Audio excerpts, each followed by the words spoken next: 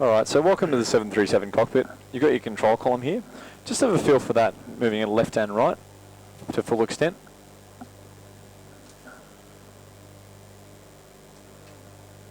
Now, that's how we roll the aeroplane left and right. If you push the control column into the dash, do that now, that brings the nose down. If you pull it towards you, any guesses where that's going to go? Upward, nose up. would hope. Correct, exactly right. Provided we're fast enough not to stall. So that... And that's the radio button as well. Plays automatically if we touch it just on the back there, but that's okay. It's just on the back, I think, on that side there. Oh. Yeah, that's right. Now, those rudder pedals that you've got your feet on, just push your right foot in, just to feel for that. And now push your left foot in. So what that controls is, that's the rudder, which is that fin on the tail. We only really use that when we're taking off and landing for basically directional control. So it also turns the nose wheel about 8 degrees. So we don't really use it so much when we're flying because this is a very stable aeroplane. But during takeoff and landing, you won't actually be using your hands, you're using your feet. So right is right, left is left. Correct sense? Make sense? Yep. Cool. On those pedals as well, if you slide your feet up to the top of them and then stab your toes forward, you'll find 2 secondary pedals which are very spongy and they're quite slow to push back. Can you feel them? Oh, yes. Yep. Those are the brake pedals. So we'll use that when we, really only when we come to a stop at the very end. If we want to stop on the ground anywhere, that brings the wheel brakes on. Oh. Cool. Next, we've also got a few controls in the middle here, or a throttle quadrant. First, we've got the 2 thrust levers. These are used together in tandem. So what I'll get you to do is bring both of these forward about a quarter, so just a little bit, and then stop. Looking at the engine instrument, you'll see there's a white arc on the outside, indicating where the power will set to, and the needle is where the actual engine spool is currently spooled up to. And you can see now also in numbers, it's actually now powered up at 48%. Just bring both thrust levers back to idle. And you'll see it'll set to 2 or 20%. And then you can see it takes a bit of time for the engines to spool up and spool down. Cool. We've also got a few devices that help us stop when we come into our full stop landings. First is the auto brake. So this applies automatic braking through the wheels. So that when we touch down, say if you have it on 2 or on maximum, it'll automatically start applying braking through the wheels. It's a bit like ABS, but it's set for contact with the ground. What I will get you to do now is actually turn this over to rejected takeoff. So that setting means that if we abort the takeoff, it'll also have the same effect without us actually having to get airborne. It'll just start applying braking through the wheels. We also have aerodynamic braking, or the speed brakes. So when you're flying on a jet, you notice when you land, you see those panels that pop up on the wings. That's controlled through this.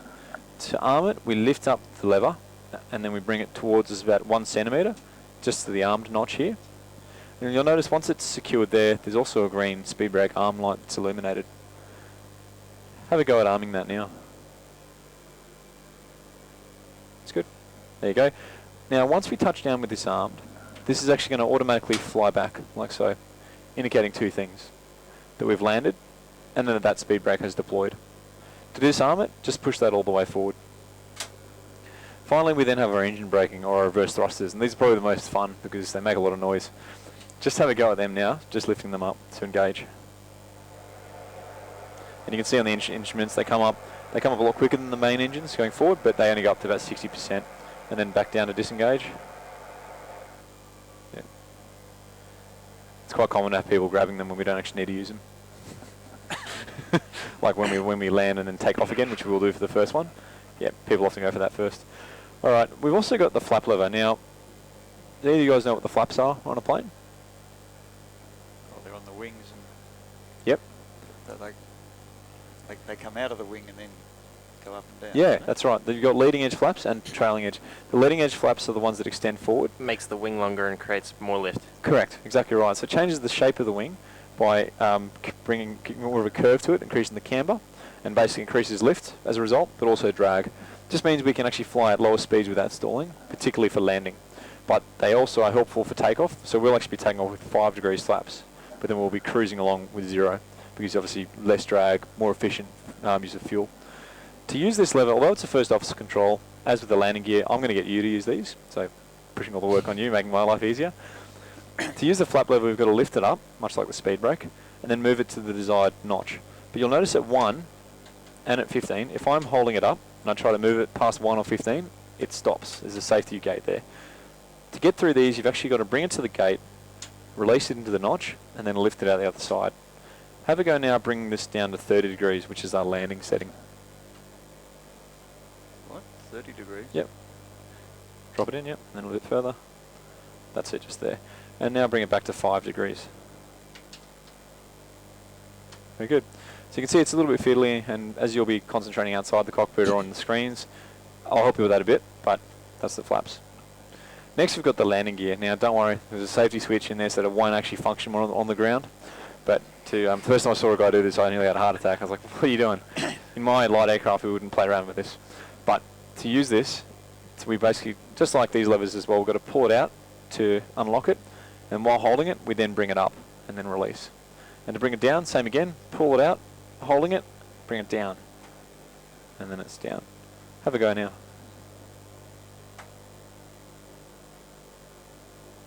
Yep. And then bring it down.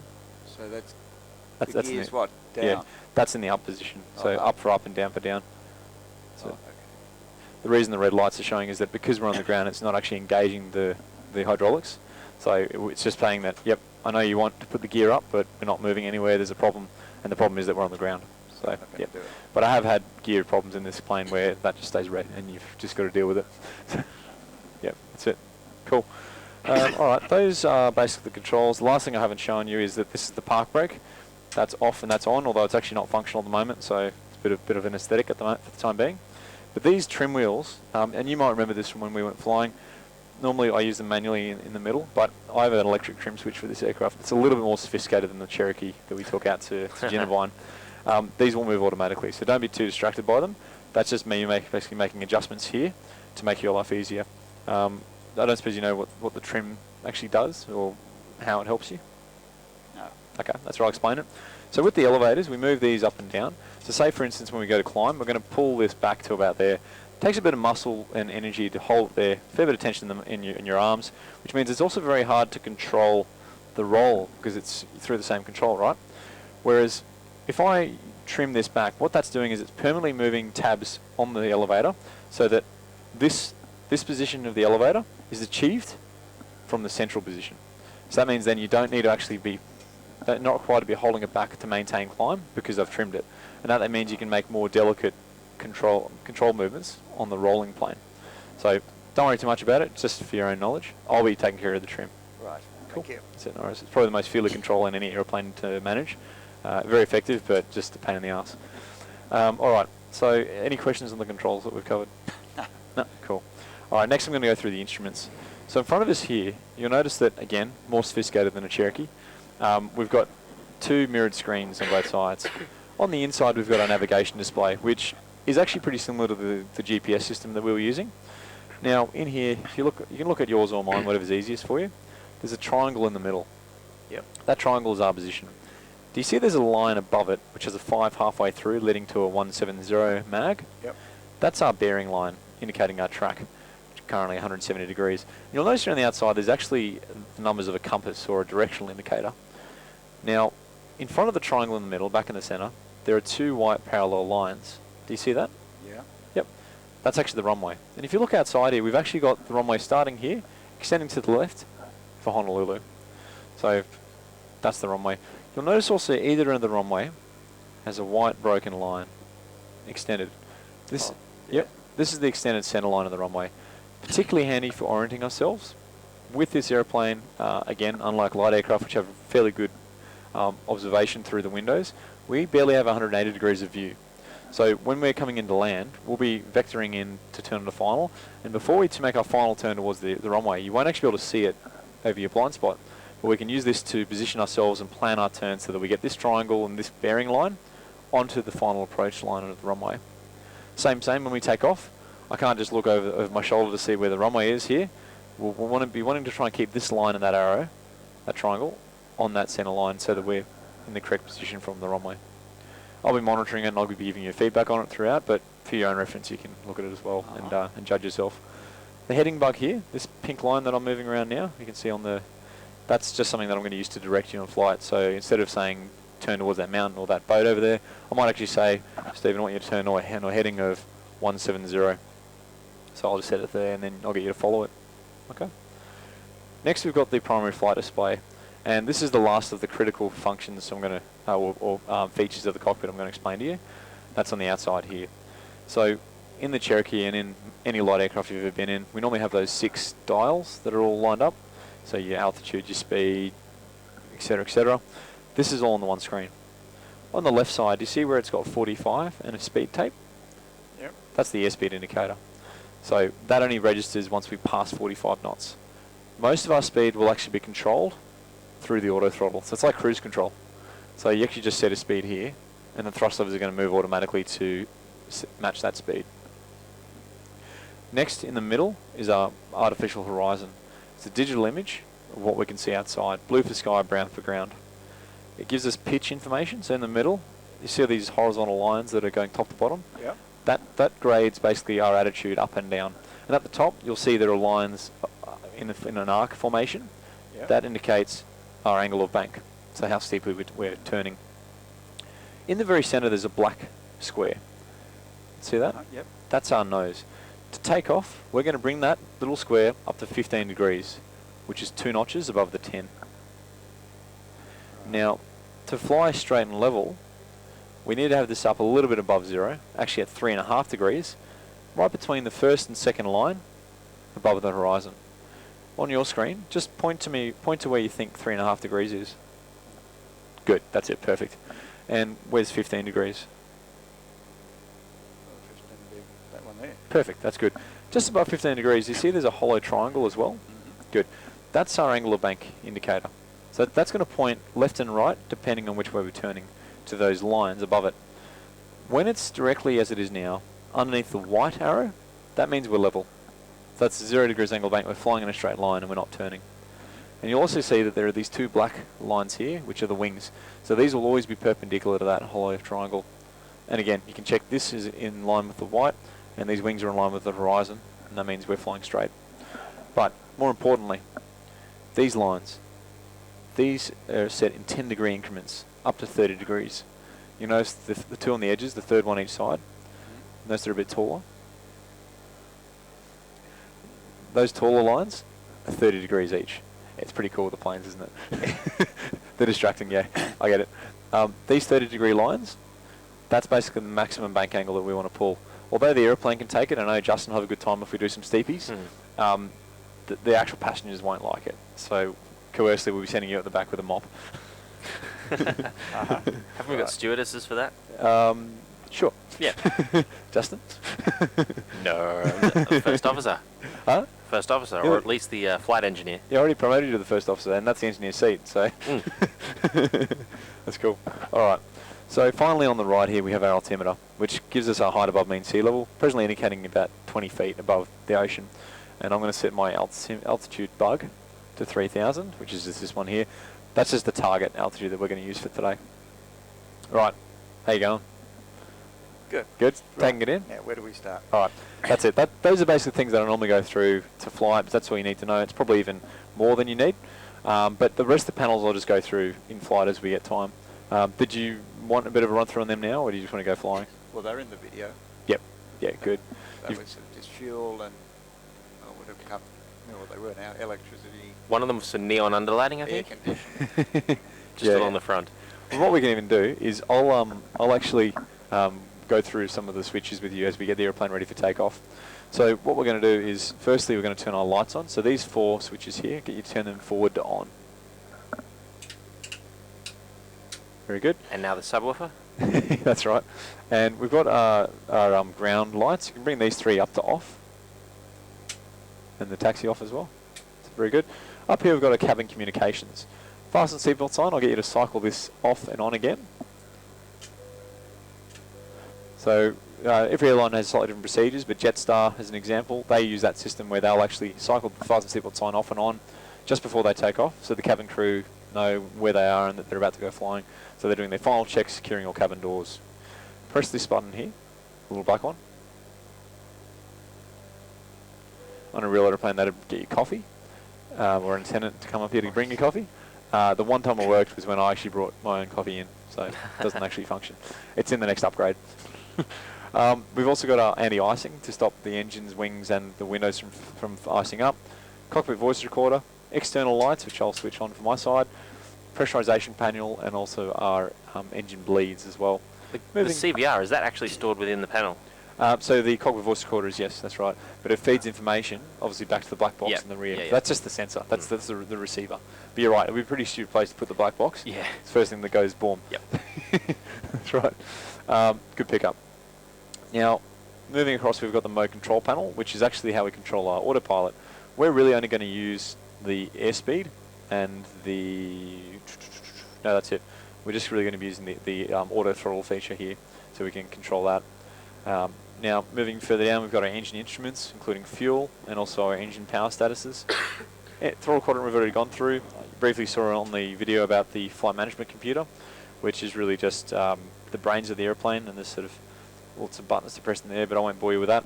And finally, we've got our pedestal panel, which is all our radio communications and navigational aids as well. I'll get you to actually turn the transponder all the way to the right to TARA. This is how air traffic control can actually see us on their radar. So we turn that transponder on, and our code selected for today is 007. Just always seems to reset to that. Someone likes James Bond. And that's basically how our radar will know who we are on their map. Cool. All right. Let's get on with the fun bit now. We've had plenty of talking in the cockpit now. As tired as you are of listening, I'm probably also a bit tired of talking. Now, what I'll get you to do is put your left hand on that steering wheel that's in the wall. Next one. Oh. That's actually what we use on the ground for steering slow speed. Turns the nose wheel about 80 degrees. It's good for very low speed. Push it forward. That turns right. Pull it back. That turns left. Cool. All right. It's very sensitive, so you'll want very slow movements with it. If you look outside here, can you see the yellow line? Yep. That's what we want to be on to taxi towards the runway. However, you notice it's a bit offset. The center of the nose is actually just about here on this notch. So if you can keep that yellow line on this notch here, that'll be centered. Okay? Oh, okay. And that's from where you're sitting, relaxing your seat. But if you look across over that notch, whatever you see on the screen above that notch there will be the center of the airplane. So I'm going to take your park brake off. I'll get you to bring your power now up to 40%. So just bring these two forward to the 4. That's good.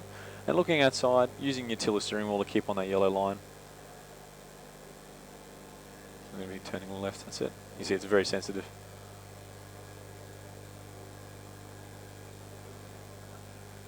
And then lining up with that white line there. And there's Honolulu. Looks a bit more familiar, like Hawaii now. Whoa, whoa, whoa. Yeah, it's very, very sensitive. Alright, that's good. And now you can put both hands on the control column now. I'll get your left hand on the control column as well. That's good. So now we're just going to use our feet for steering. Now from here, I want you to press N1. Right hand, N1. That engages the auto throttle. Rest your right hand on the thrust lever here. As captain, you're going to keep an eye outside, keeping your feet, keeping on that center white line. Relax your right hand so that the thrust lever can move forward. Now, when I call out V1 rotate, we're going to take off. So just keep your right hand on here for now. And at V1 rotate, your eyes will come inside. You're going to pull back 15 degrees. So both hands on the control column now. Yep. And V1 rotate. Eyes inside, looking at the blue and brown. Pull back nice and hard. Bring that nose up to 15 degrees. Pull back, pull back. That's it. Keep going. That's good. Holding it at 15 degrees between the 10 and the 20. That's it. Holding it there, holding it there. Push forward a little bit just to keep it down. And positive rate, gear up. Yep, yep. That's it. Very good. As we pass through 1,000 feet now, push the nose down to 10 degrees. As we pass through what? Just now, go down to 10. We've just climbed through 1,000 feet, so that's good. So you know how when you're flying the jets, they climb and then they taper off a little bit? Just as they clear terrain, then they lower the nose so they can get more speed up. I'll get you now to bring your flaps up to 1. Flaps up to 1. Yep, so lift it up. That's it. And now bring flaps all the way up to 0. Yep, very good.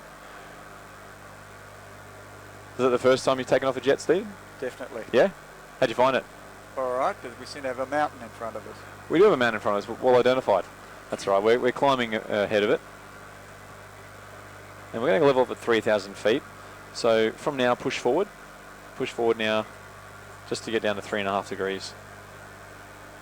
And to 3.5. Just underneath of about there. That's it, perfect. All right, so we're going to start with a right turn.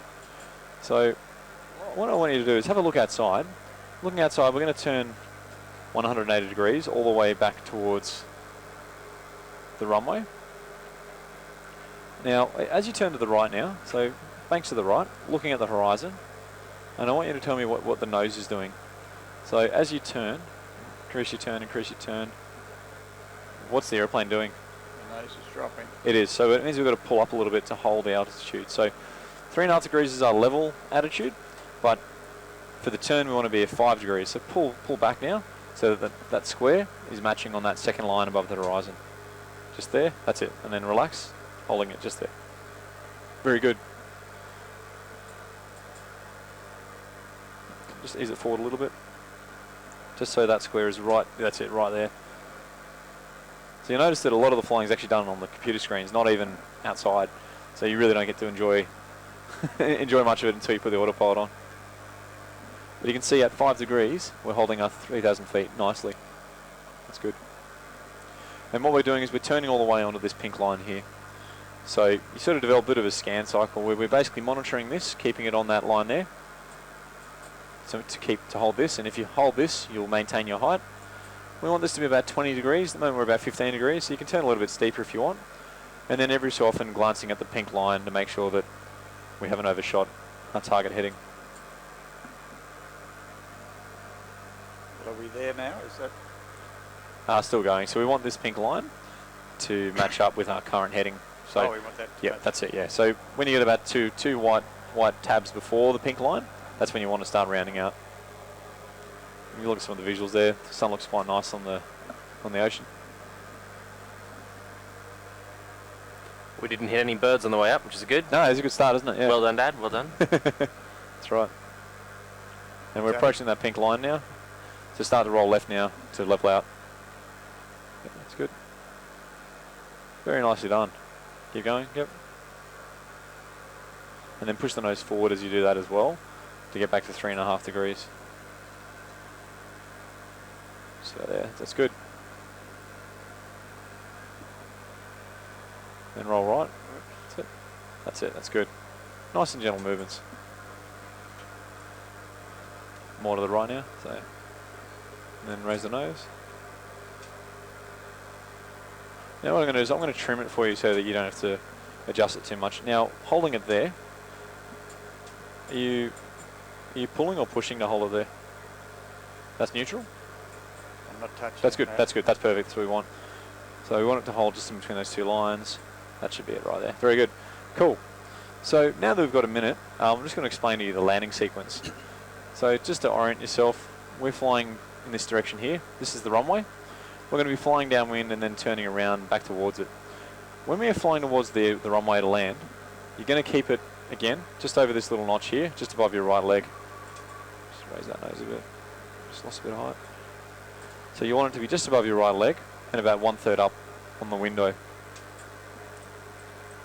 Now, close to when we land, you're actually going to hear the aeroplane talk to you. It's actually going to tell you how high you are. When you hear it say 50, that's when we're going to actually cut the power and we're going to touch down. So 50 feet is when we flare. Pull up, terrain. Yeah, exactly right. Yeah, actually, I've got a button here I can press, which is really distracting and tests every error message. Do we have the time? No.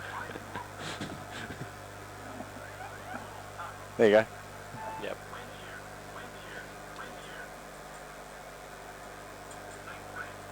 What's the one when TCAS gives a warning?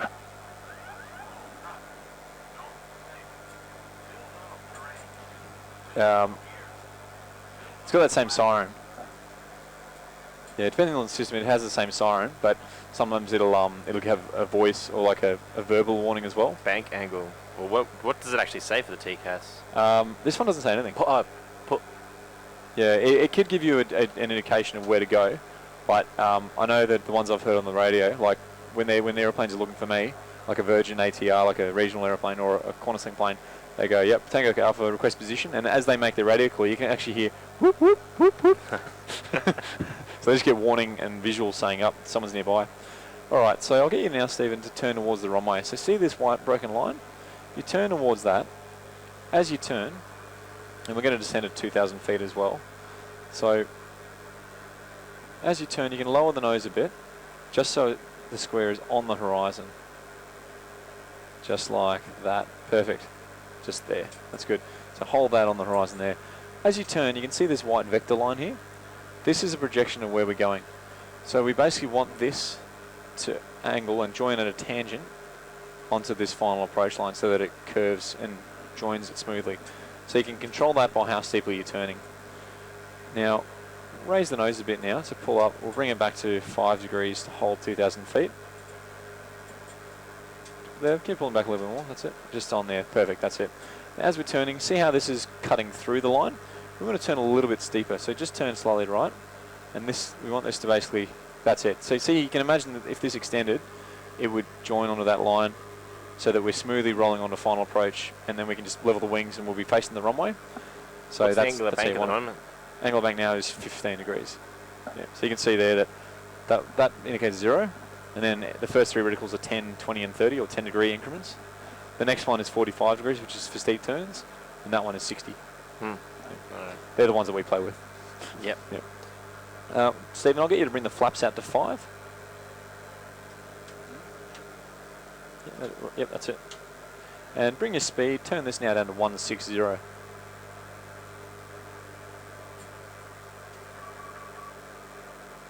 That's good, yep. Then continue to turn, just increase your angle of bank a little bit more.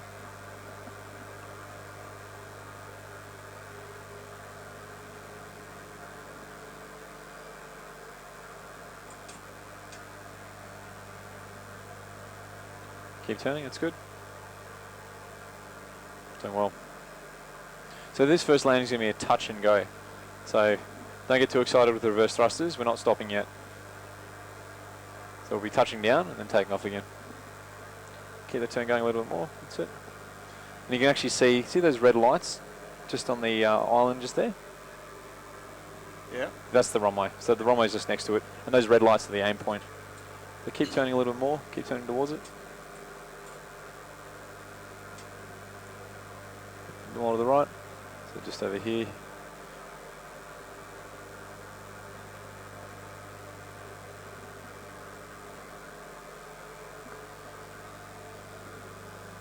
And you can also bring your landing gear down.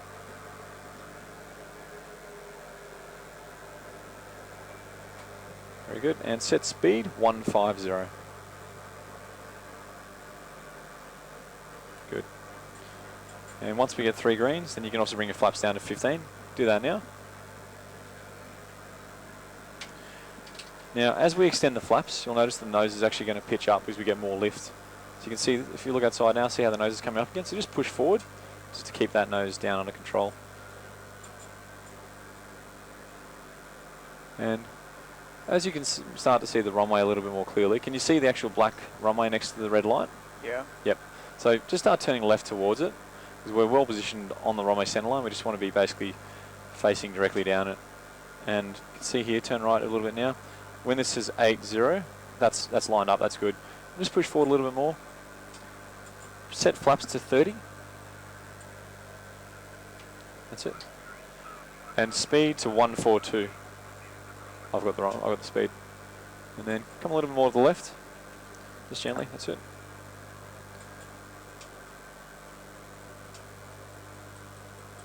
And okay, that's good. Remember, at 50 feet, do you know what to do? Cut the power, and we'll gently touch down, then we're going to take off again. Yeah. Then just come a little bit to the left, keeping the center of that runway just above your right leg. And you can rest your right hand on the thrust lever now. So if you think we're going a bit slow or a bit low, you can increase power. I don't know, what are we? That's right, we're doing well right now, so I'm happy if you leave it where it is. So you can see those yellow lights. They change colour depending if we're high or low. Red is low, yellow is high. So we're at a good height though. It's better to be higher than lower. And yeah, that's it, it's good. Doing well. Just small movements, it's okay. Just relax, a little bit more left, just gently left. Gently left. And power back 1 inch. Yep. Yep, nose down a little bit. That's it.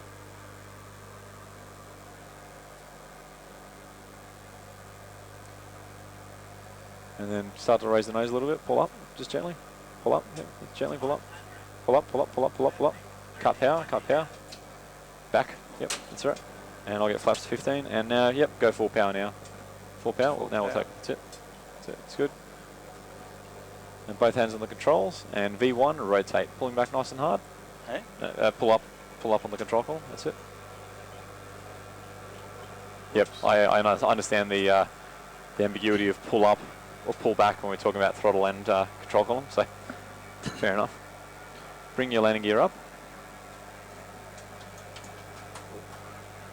It's good. Very good, and now push the nose down to 10 degrees.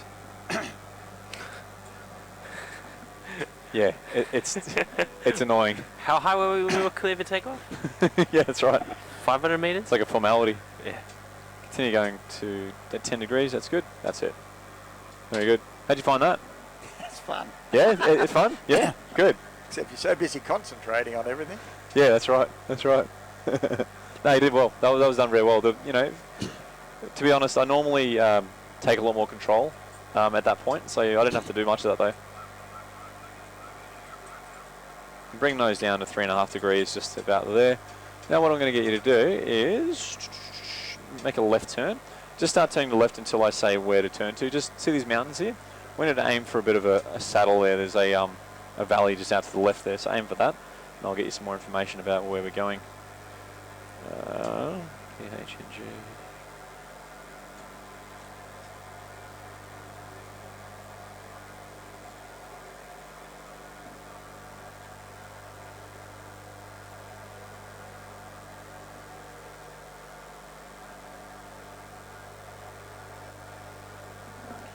Alright, in fact what I'll even get you to do is make a... Alright, let's make a right. See this saddle here? We're going to be turning through that, but actually correction that, we'll go through this one here, just there.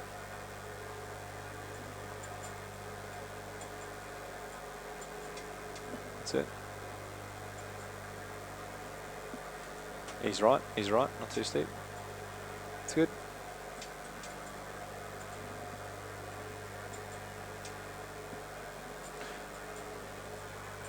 Now there's actually a runway straight ahead of us on the other side of this bit of terrain here. So what I'll get you to do is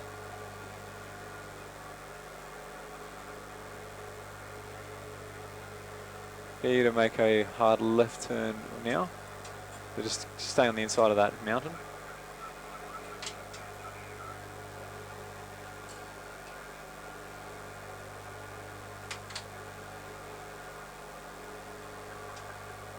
I'll get your auto brakes to maximum.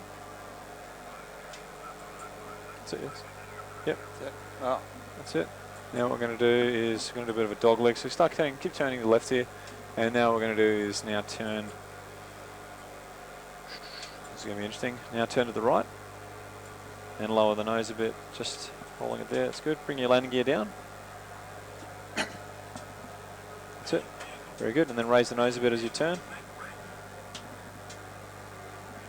So we're going to be coming hot in for this approach. The runway's going to be very close, so if you need to go around, that's okay. In fact, that's it. Rolling's level to the left now. Where's the runway? That's all right, it's just ahead of us, but we might just go around. Just turn left a little bit more. And lower the nose, bring it down, That's all right, that's good. And then come around to the right now, turn right. Alrighty. So it wasn't quite as sophisticated as approach as I was hoping. That first valley that we passed, that gives us a really nice approach straight through here. So maybe we've got a few options. We've got, so raise the nose. Well, actually, I think we might as well make that. That's good. Done well.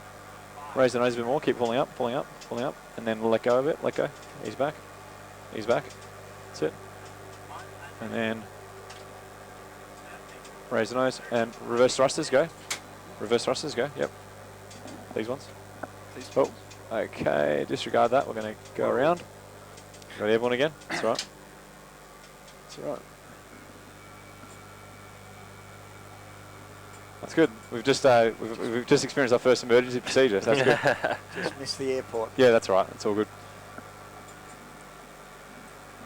Okay, so what we'll do. What I'll do is with your left hand, just see underneath your left index finger. See that switch? Yeah, just try to avoid pressing that because it sets off the radio guy every time you press it. Oh, have I been pressing it, have I? Yeah, that's right. I don't normally pull people up on it, but because we're going to be here for a while, we may as well get rid of him. It's a silly feature they programmed in to sort of, I don't know how it's meant to work, to be honest. Add some realism. Yeah, that's right, something like that. Okay, now lower the nose. And we're now holding it just in the middle there at 5 degrees.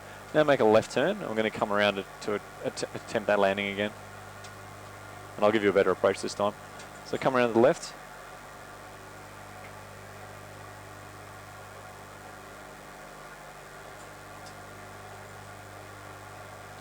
And what you can even do is hold the nose just on the horizon. We're going to descend down to 1,500. Back correction, hold that down to 2,000. So just hold it on the horizon. That's good.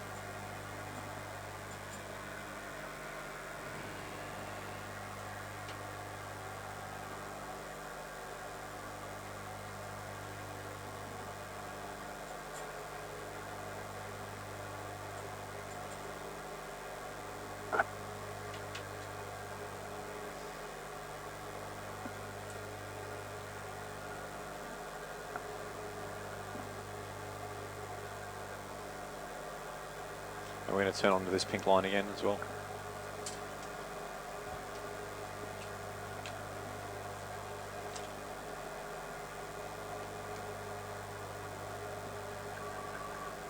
There's 2,000, raise the nose.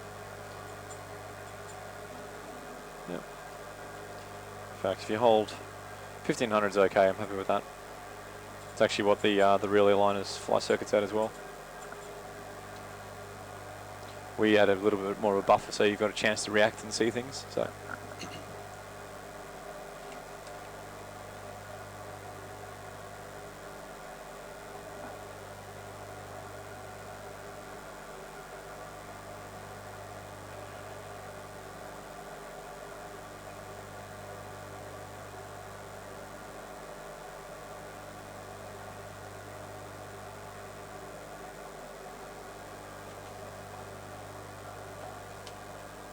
Keep the turn coming a bit more to the left.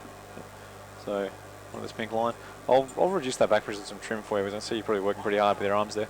There you go, it's better. How's that? Yeah, so we're bringing that pink line up to the white That's right. line. Yeah, that's right, correct. Okay.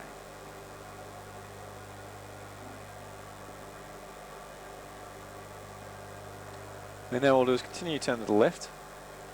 So we'll turn on to 180, just onto that pink line there, that's good.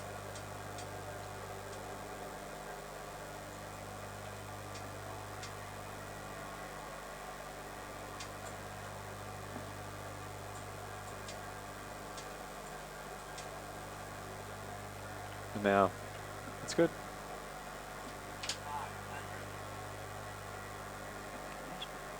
And then roll wings to the right now. That's good. Push the nose forward a bit. That's it. Roll to the right, turn right now, turn right. Push forward. That's good. All right. So over your left side, can you see the runway just out there as well? In the water there, no? That's right, it's probably just out of view, that's okay. It's just over your left shoulder, and you can actually see it here. So we're going to go up a bit, then we're going to turn back on it. So although it'll be quite close, we'll be a lot better than last time. So because we're a lot lower. So now what I'll get you to do is start to make that left turn towards the runway. And then ease right a bit, just hold off there, hold off there, hold off there. Yeah. So we'll still be fairly close, but we're a lot lower, so it'll be a bit easier to control.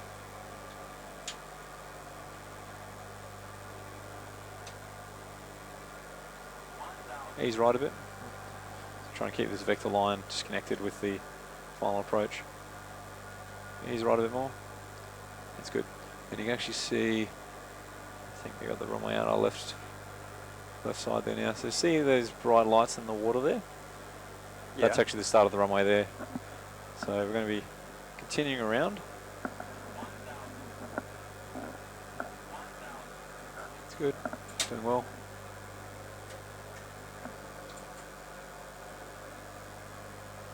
Good. That's it. So what we're going to do, just looking outside, you see the lights in the water. We're going to go straight here for a bit, and then we're going to arc around so that we line up with the runway there. If I continue turning left now, it's good. They've turned the brightness on the projectors down since I last worked in. It's actually even harder for me to see stuff now. That's it. Roll wings level there. Just turn right. And the runway.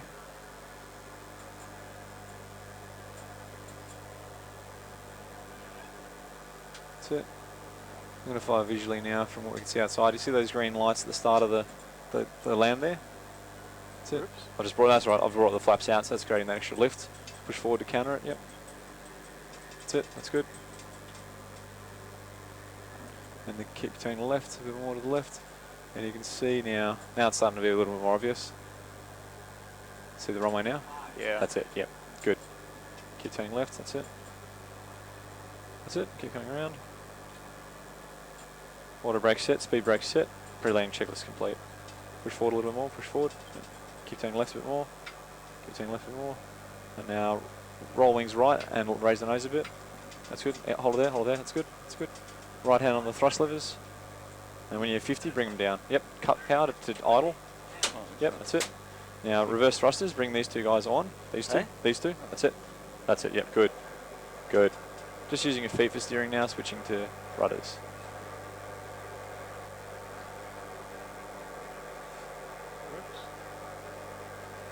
It's good, and reverse thrusters disengage. Very good. All right, excellent. How'd you find that? I think it was a little bit of a wiggly one, was it not?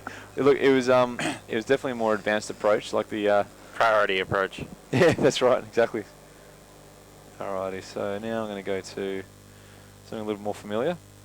It's up to you whether you're ready for it or not. But so turns out the Lay airstrip, the airfield that you were talking about, that's they actually got closed down a while ago, and it's actually not in our database.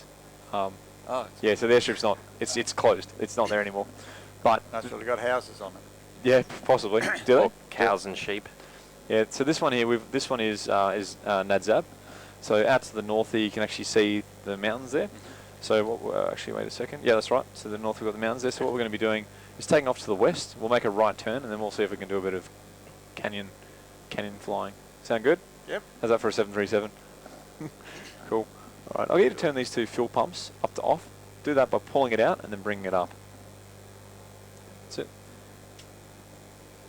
So we ran out of fuel in the central tank, but the left and right tanks each have 3.5 tons, so we've got plenty of fuel to spare. For this takeoff as well, because it's a fairly narrow runway, fairly short runway more importantly, we'll be using manual full thrust. So I'll get you to now bring the thrust levers up to 40% initially, so just up to the 4 here. And then, yep, and then all the way forward to 95%. Yep.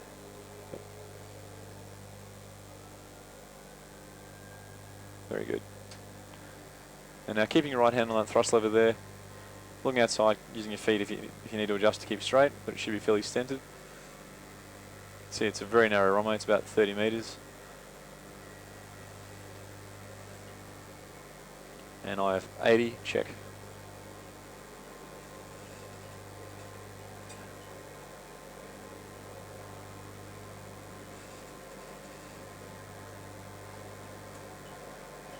And both hands on the control column now.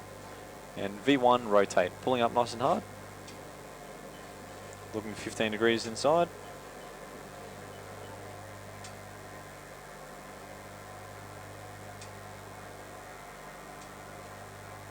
Holding 15 degrees and gear up.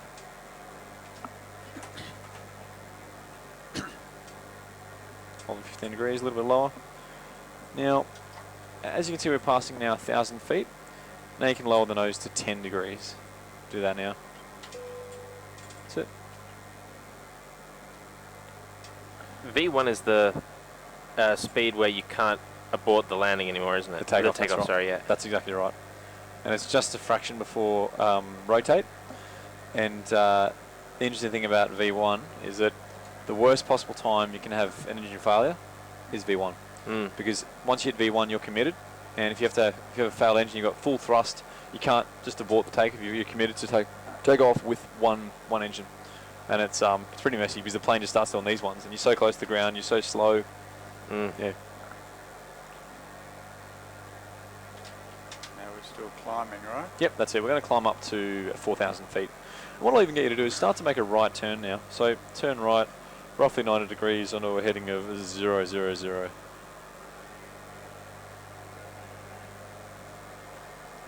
And as you climb, and you're turning at the same time, so still hold 10 degrees for a bit longer.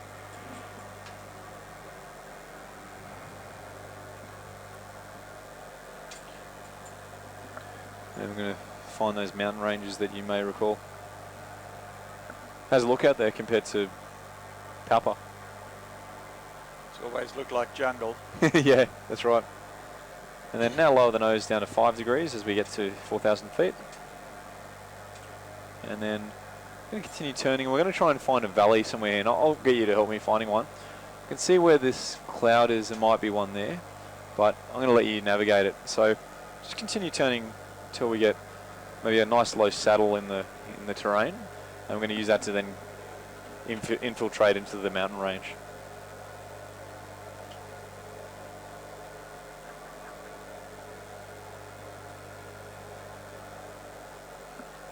All right. And roll out whenever you're ready. I'd roll out now. Yep. And what I found the other day was that, see where this cloud is here? I think there's a nice little river system there, or ravine, that we can use to fly through. And are you pulling back much on the control column? Give you some trim. It's good, yep. Cool, got it. Alright, so what we'll do is we're going to fly forward here, and then you can turn left through one of these valleys here. You can either go straight ahead or go around to the left here. Just enjoy some of the terrain, but try not to hit it, so don't get too personal with it.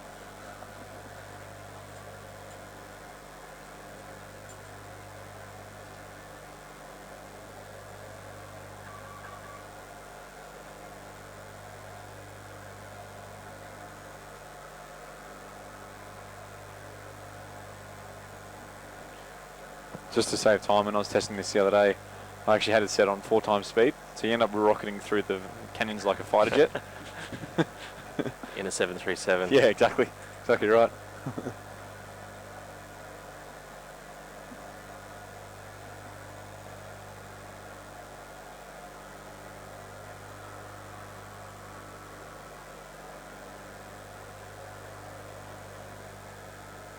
Starting to look a bit like Lay. Looks like New Guinea, yeah. Yeah.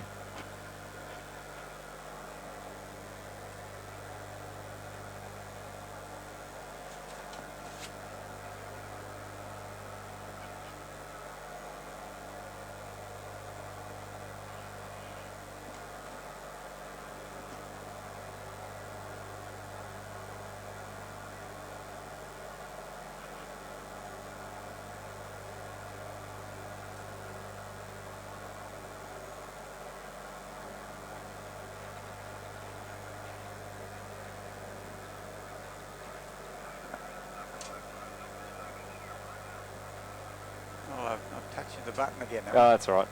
He's not talking over me this time, so that's okay.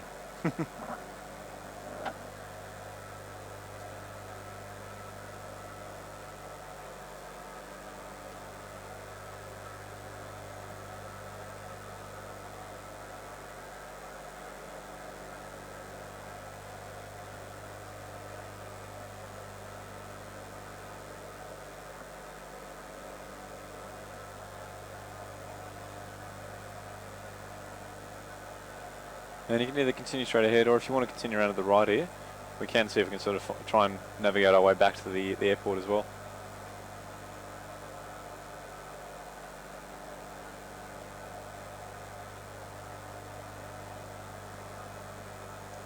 So, if I'm not mistaken, Lay is about 160 miles, or call it, what's that? 255 Ks. 255 kilometres away from Port Moresby. Yeah. Is that what you were going for? Yeah. I don't know. Well, you got the conversion, which is good. Yeah. In a straight line. Yeah. Yeah, that's right. Exactly. exactly right. Well, that's your job, Dad. But there's a few hills in between. That's right. So what we can do is we can either go back. We will do at least one landing at so I can pronounce it right again. Nadzad. Yeah, Nadzab. And we can either do one or two there with a stop, or you can do one there, and then if you want, I can throw on the increased speed, and we can actually do a landing. We can do a short sector over to Port Moresby if you want. Yeah? Yep. So we appear to be stuck in the mountains at the moment. Yeah, so if you think you're a bit stuck, you can always climb up. So you can increase your speed. I've got the power set to manual at the moment, so you might want to increase both power levers to climb up a bit before we lose too much speed. That's it. Gun it, Dad, gun it. That's it. Exactly. And you've got a nice valley opening just over there. To give you a bit of navigation assistance as well, that's the airport we want to be. So although I can't give you any mountain terrain here, I can at least show you reference to where you want to go. So through that saddle there could help.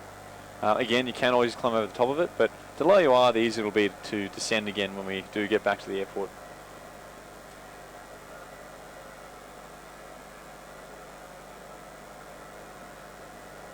At the moment I can't tell where the hell. What you can do is make a lower the nose. So I see how close this mountain is. Push forward a bit. That's it. Yeah, okay, there you go. See, then you can lower the nose to sort of see a little bit better what's ahead of you. In fact, That's not always a good idea. well, yeah. If I know what you're saying. If you know there's something there or you don't know that something's there. Good practice, even in a light aircraft when we're climbing, is every 500 feet of climb, we actually lower the nose just to see what's beneath us. Because ideally, you've seen what's in front of you before you started climbing.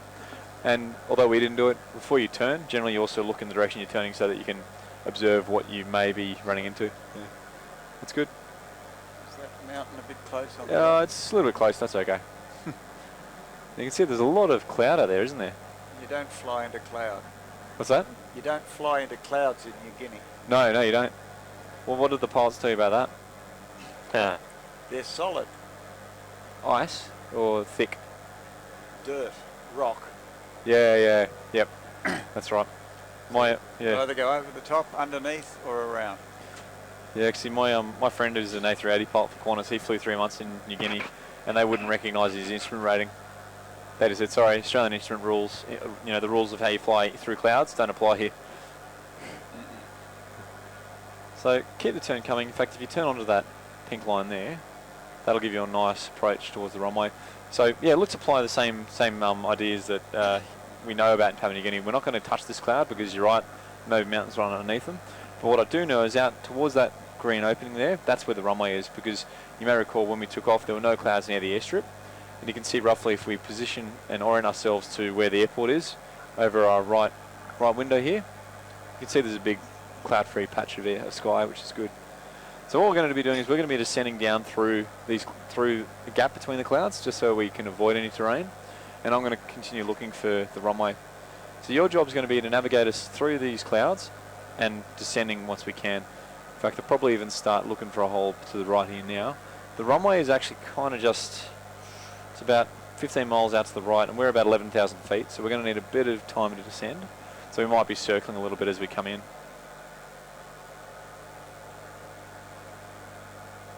But here's another question for you now. I mean, we're descending to land at Nadzab. Would you like to land there and then continue to Port Moresby, or do you just want to go to Port Moresby now? Oh, let's land at Nadzab. Yeah, I think it'd be a good thing to be able to say you've done. Hang on, where are we going? We're going the wrong way now, aren't we? Yep. What's that? Nadzab is deliberately built in an area where they don't have much cloud. That's actually quite true. And look ahead of us here. Do you see that big dirt rectangle? Yeah. That's the airstrip there. So what we're going to do is we've got to plan our descent. The airport's about 200 feet, almost 0 feet above mean sea level. We're at 10,000 feet. Now we're descending at about 2,000 feet per minute, so it'll take us about 5 minutes to get down. So looking at the distance that we are to the airport, I can tell you right now we're about 10 miles away. We're doing about 300 knots, which I'm going to bring down the speed.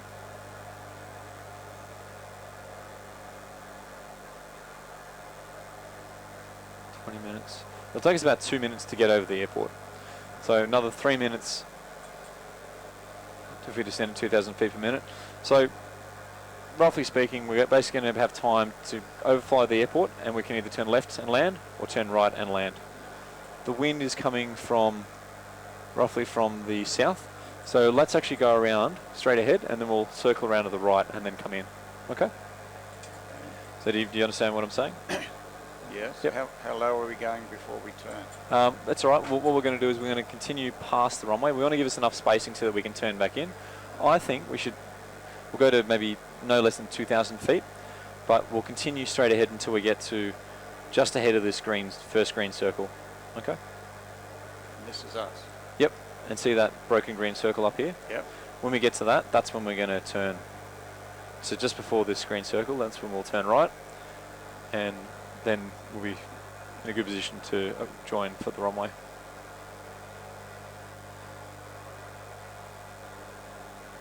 We don't seem to be getting any closer to it. Yeah, it's... We're moving, see? There you go. And that's that circle there. Slowly but surely. And for a good smooth descent, we're going to keep this nose bug here just on the horizon.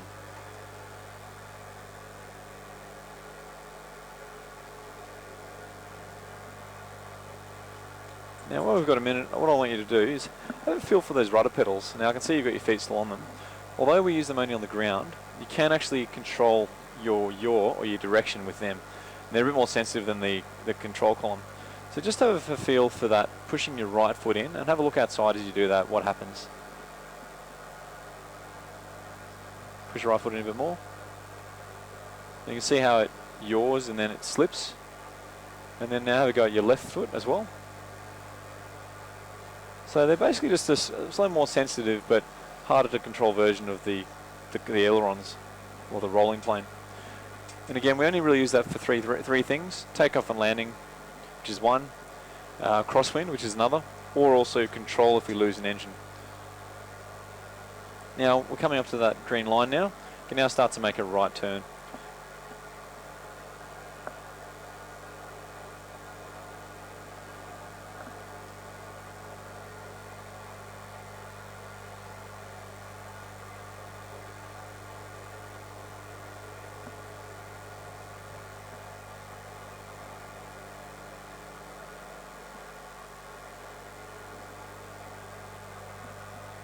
Now I've just got a master caution light that's come on my side. Can you see anything on your side as well? I've got a hydraulic warning, HYD. What have you got on yours? Flight control. And electrics. Alright, let's have a look at our panels. So it appears that our right engine generator is off. Also got a failure on the engine driven hydraulic pump. Okay, looking at our engine instruments, you can see here that we've got low oil pressure on the engine number 2, right engine. Left engine has full indications. However, right engine, what do you see? Nothing. It's dead. So we do appear to have had an engine failure on the right. Well, what's our engineer doing? I don't know. She's sitting there Not with his at arms all. folded. Oh, what's going on? Sorry, what? He's over his duty times. So what we'll do is I'm going to start going through the procedure to get the engines restarted. If we have to land on one engine, so be it, in which case probably we'll stop at Nadzab and get the airplane addressed, but we'll see how we go. Now, first things first, auto throttle is disarmed. Check.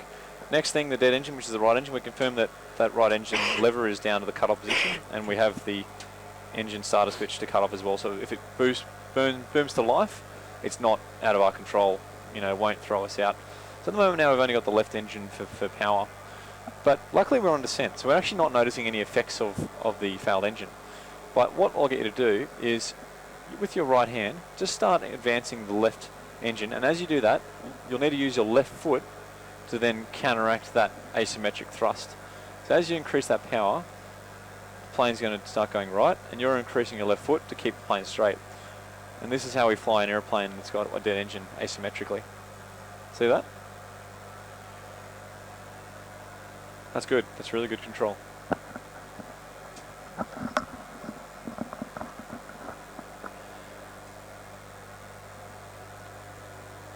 And what we'll do is we'll keep turning towards the runway here. So just start making a turn to the right, and you can even reduce some of your rudder pressure, just so the engine actually assists you with the turn. And auxiliary power unit is on. Going to try and get that engine going again. Continue descending, that's good. And alright, now what I'll get you to do is, with this switch here, I want you to push it in and turn it to the left on the ground. That's the starter switch. Yep, that's it, good. Yep, push it in. That's it, let go. That's it, so that's the starter switch. Hopefully getting that engine back online for us.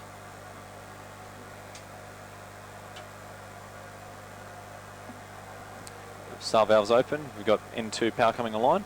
Now we're at 20% N2. I want you to pull this out and up to the idle position. That's it, and let go. That's it. And level the wings to left now. Roll left. And you can see that grassy field ahead of us there. So the correction, it's all grass. See the dirt rectangle field ahead of us? Yeah. That's the runway. Alright, good. So that engine's now back online. So crisis averted. We've actually got both engines back online now. Well done. Very good. No, well done to you, Captain.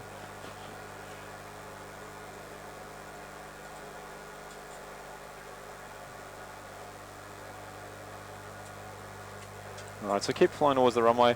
Same landing sequence as before. Basically, we're going to be bringing the airplane down to 50 feet, and then we're going to cut the power. I'll get you to also bring your landing gear down. That's good.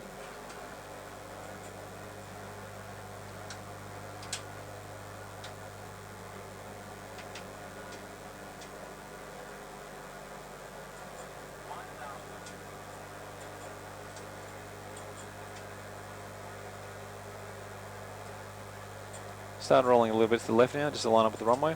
It's a very short runway, so we'll be on the ground only for a short time before we take off again.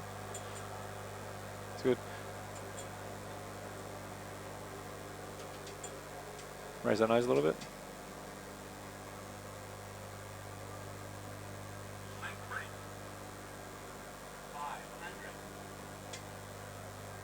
A little bit more to the right.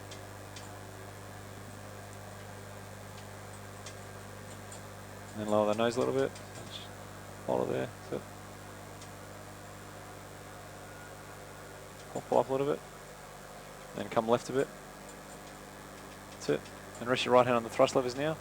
It's a fairly narrow approach, so just bring that power back. Back towards you. Yep, that's it. Just hold there, hold there. There you go. Keep on that center line, nice and narrow, nice and straight. Pull up a little bit, pull up, just gently, yep, that's it. 50 feet, cut power, down. Yep, that's it. There we are, very good. And flap set 15, a little bit of left foot. Now full power, go. Full power, yep, that's it. It's good. A little bit of right foot, that's good. It's a very narrow runway, that was a good touchdown. And V1, rotate, pulling back nice and hard. Alright, right engine failure, left foot in, left foot in, left foot in. Nose down slowly, hold your speed. That's it, push forward, push forward, push forward. And I've got gear up and flap up. Alright, so keep a little more left foot, a little more left foot, left foot, left foot, increase. Good. Now, see what we're doing? Justin, I think, did I tell you before about a V1 failure? Yeah. Yep, that was a V1 failure right there. So we hit V1, we barely got airborne, and then we lost the engine. Yep, sorry, Stephen, what were you saying? Yeah, I'm saying we're out again. That's right, exactly right. So we'll go through the same procedure again. I'll get you to do it this time though. So start with your auto throttle down to off. Just confirm, check it's off. Now, auxiliary power unit, flick this forward to on. Okay, very good. Now what we'll also do is turn the auxiliary power unit generators on as well. So bring each of these two switches out one at a time and bring it forward. Yep, and then the next one in here as well. So what that's doing is we're now drawing power from a little engine that's in the tail of the airplane rather than depending on the engines, one of which is dead. And we'll need those APU generators to start the engine again. Now you see how you've released the left rudder? Put a bit more left rudder in, just to keep the airplane straight, just like you did before. You can see that when we've got full thrust, it's a lot harder to control. Now, the next thing we're going to do is we're going to confirm the dead engine. The right lever here, I want you to bring this right lever to idle. That's it. And I'll also get you to bring the starter cutoff switch for 2 out and down a cutoff. Good, very good. Now we're going to continue flying the airplane to Port Moresby because although we've had some engine issues, we don't have any decent engineers or facilities down at NASDAB. So we're going to continue to Port Moresby where we can get the airplane serviced. So what I'll get you to do is, while you're trying to control the airplane, get a basically parallel and intercept this solid pink line. That's our track to Port Moresby. So at this point, I've been making a radio call out to the local traffic controllers. So hang on, where the hell are we going? Yep. So go left a little bit. What we'll do is I'll show you. Sec. All right. See that solid pink line? That's the trip. That's the direction of Port Moresby. So as long as we intercept it along its course, doesn't need to be right away. In fact, I'd even go for 170 where that broken line is. So if you follow this line, we will join it. That's it. Roll wings level now to the right. Bit to the right now. That's it. That's good. All right. And what we'll do is we'll continue climbing up to a cruise height of 20,000 feet. Okay. Now roll left a bit. And we'll try and keep these wings level with the horizon. It's very hard with one engine, but a bit more left foot maybe. That's it. It's good. You sort of want to get to the point where you can hold your left foot in just one position, and then that'll actually keep the plane straight with wings level. How's that going for you there now? That looks pretty good. That looks pretty good. So continuing back with our engine restart sequence. So I've made a call to the tower. Pan, pan, pan, pan, pan, pan. Flight experience 556. Departed NASDAB time 20. Suffered engine failure, but we are able to hold height. Tracking now on climb to 20,000 feet for Port Moresby. Request priority. They'd come back. They'd just ask us what we need. We'd tell them how many people got on board. But then we go back to the cockpit. So in terms of getting the engine started, what I'll get you now to do, Stephen, is like with before, I get you to turn this right engine switch here, push it forward and into ground, just up here. That's it. Yep, that's it. Good. And looking in here, we've got start valve open. N2 is increasing again. And then N1 starting to increase also. When this gets to 20%, you can then bring the starter cutoff switch up to idle. Set. Yep. We're doing something. Yeah. Here. It's a lot to juggle, isn't it? Yeah. This is why they have two people on these planes. Good idea. Yeah. And so get back on your course here as well, so out to the left.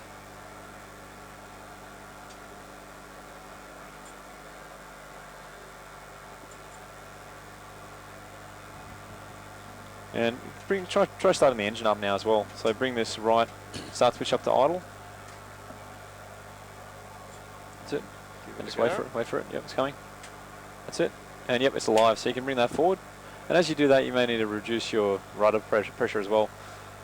There we go. That's good. Now push forward a little bit. Just hold 10%, 10 degrees nose attitude. Much better. Very good. Nicely done.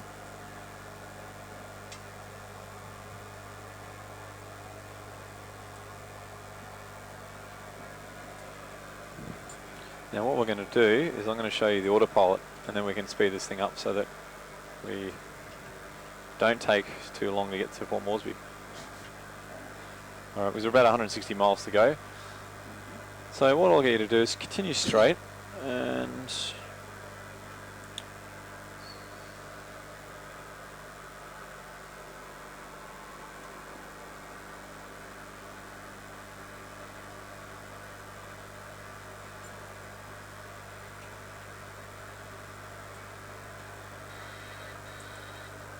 alrighty, just testing it. Alright, so continue climbing to 20,000 feet. So what I'll get you to do is turn this knob here up until it reads 20,000. So turn to the right, keep turning. It's at 2,000 now, so yep.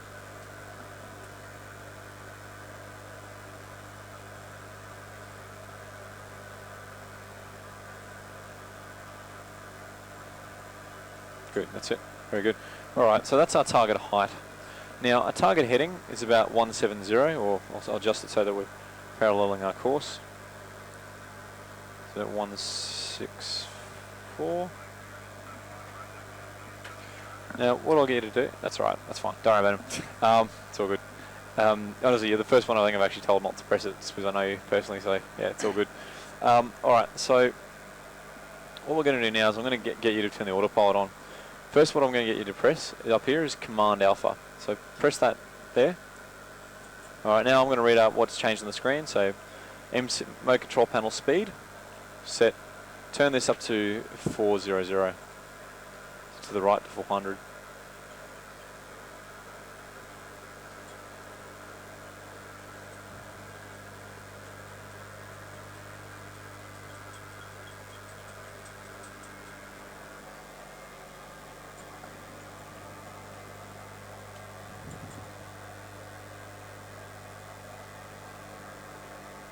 I think I might actually only be able to get 340.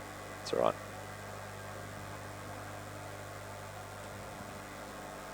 And what we're now also going to do is I'll get you to press LNav, so that's for lateral navigation.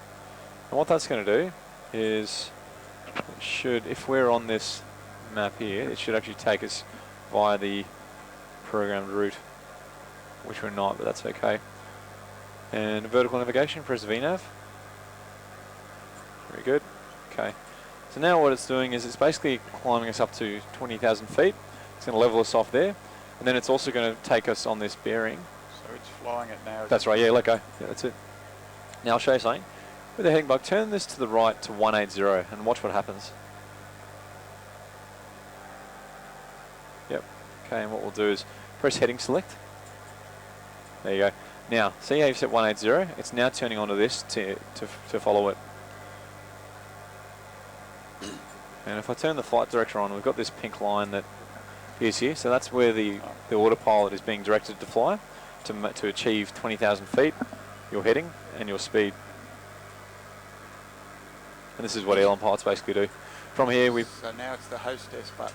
Yeah, that's right. This one here. There you go. Come in. That's right. 3 coffees. Coffee would be lovely. Thank you. Yep. Oh, wonderful. Yeah, if you can forgive them for the coffee, I'm pretty sure McDonald's is still open, Yeah. as is the Portos. Actually, I'll leave you guys here. I'll just go grab some and come back. Yeah. So what we're doing is we're going to navigate onto this pink line, and once we get onto that line again, I'm then going to press LNav, and the airplane should then automatically turn back onto the track to follow the autopilot. So have you got it on?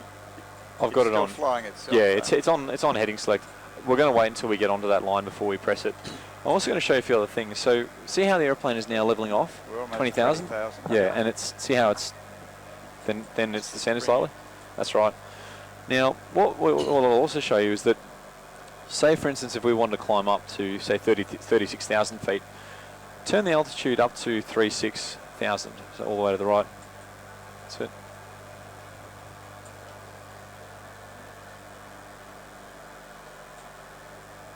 That's good, very good. So now at this point it's gradually climbing up, but what we can also do is we can actually set a speed at which it climbs. So just press VS. Now bring this down to say, let's say we want to climb at 1,000 feet per minute. And then what it's going to do is, if you see here, it's going to settle at about 1,000 feet per minute to climb to this speed, this altitude. Now you can also see we're now on that navigational line, so press LNav. See, you look outside. What's the plane doing? It's now turning to follow that nav leg. And from here, all the pilots are basically doing is we're watching these screens, and whenever one of these green text boxes changes, we then call out what we see. So that I'm saying mode control panel speed, lateral navigation, vertical speed, command, and then that'd be me if I was the captain, or you'd read that out as a captain, and then as the first officer, then I would basically read mine in my head, and if I see the same thing, I would say check. Or if I see anything's wrong, I would then say, hang on, we're not meant to be running off the mode control speed, what should it be? And that's basically how the airline pilots actually fly, because their job is really to monitor and ensure that everything's going properly. And yeah, that's basically it. So it's high mental activity, but they sit there looking like they're doing nothing. So you're saying, Yep. I just read what's there, and you would confirm that that's what should be there. Yep, that's exactly right. But you would only read it. You'd read it out, say when it changed. So, for example, if you watch those green headings there, and if I press this, so what, N1, yep, LNav, yep, VNav, speed, yep, command, check. That's it. So I see that. That's what it's meant to be. That's good. And now it's settled at that. And then if we then wanted to, so that's vertical navigation for 36,000 feet, that's good. And then if it changed again, let's say maybe we went to Hang on a sec. Heading bug. I'll have a look again now. So heading select. That's right. So N1 heading select, N1 heading select. VNAV speed, command, and check. So that's just because we've changed the heading select there. But autopilots are just like any computer, you know, susceptible to fault and error. So that's why, in my opinion, it is going to be a while before we have unmanned jets, because you're putting a lot of liability, a lot of responsibility in the hands of a computer. So I should have a career, but you know, anyone after me probably not. All right. So what we'll do now is we're climbing gradually to 36,000 feet. And what you can even do is I'll get you to press VS. Roll this down to 2,000. So, yep, that's good. And what that's doing now is you can see now that's increasing our rate of climb up to 2,000 feet per minute to get there quicker. And sorry, how do I see that it's increased? yep, so see up here on the right side, that's the rate. That's the rate of climb. See, there's an arrow, and then it has a number at the top which says about 1900. Yeah, that's your rate of climb. All right. So what we'll do is for Port Moresby, we're still about 100 miles away. So just in that little exercise, we passed about 50 miles. So what I'm going to do is speed up the cruise rate. And I also need to plan my descent as well, but I'll figure that out in a sec. That's fine. Menu, extras. There we go. So we're on super speed now, 8 times. 8 times what? 8 times 300 knots, or 430 ground speed. That's about, what, 2,400 miles an hour? That's No, actually, more than Concorde that. speed? More than that, sorry. 8 times 6, is that 6 times 4? 32. There, 3,200. 36. Yep. 3,600. Yeah, I'm going to make sure I don't miss this, because I have actually overshot this before. Okay, so 36,000 feet. If I want to get down at, say, 2,000 feet per minute, it'll take me about 18 minutes. So that means that in 18 minutes at 400 knots,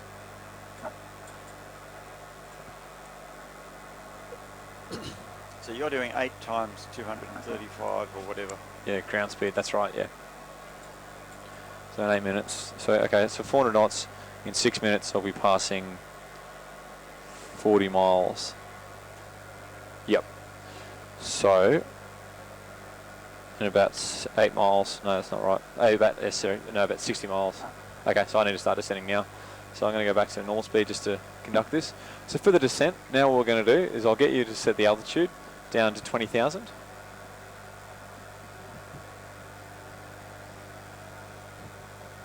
Obviously in a real plane, in real time speed, you have a bit more time to work that out. In these jets, you'd actually have it all pre-programmed, so it'll just do it for you. That's it. And now what I'll get you to do is set vertical speed. Yep, VS. And then roll that up, down, so sorry, forward to the down position to 2,000. That's good, very good. Now, hopefully we can stay clear of the clouds. We'll see how we go.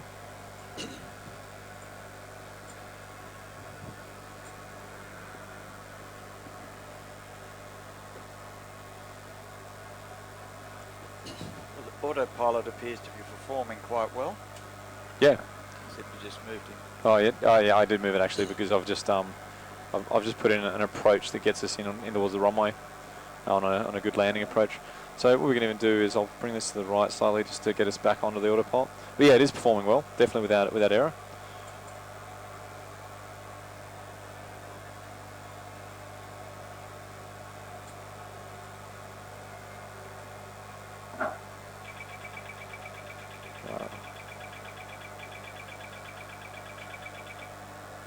So there's just a slight overspeed. So as we descend down, air density obviously increases, which means also that the stresses of high airspeed increase in the airplane.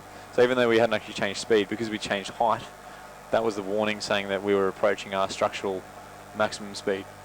So that's why I've brought the power back down. So that's why we'd also be descending at a lower speed. So we might say descend at 250 knots. All right. So now that our descent's underway, 1 second.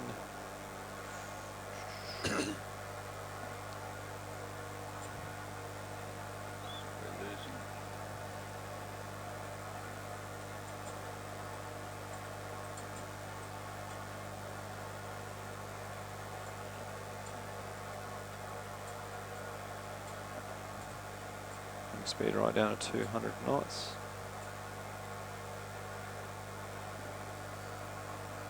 But are we actually doing 293? We are, that's right, yeah. Yep. So that's our airspeed, and then that's our ground speed. So we're doing close to 500 knots ground speed at the moment, which is about 800 kilometres an hour. 900 kilometres an hour. About 8. No, 1.8. 1.8 by... Oh, 1.8. Yeah. Across the ground. Yep. Yep. But because of what wind? Yeah, because the airspeed is based on the air molecules hitting the wing and entering the instrument system, the pitot tube. So at height, there's less air per parcel of air, per volume, so per square metre. So because there's less air volume at height, it gives us a different speed or airspeed to when we're on the ground. So the ground speed is actually our physical speed across the ground, whereas the airspeed is based on the air density.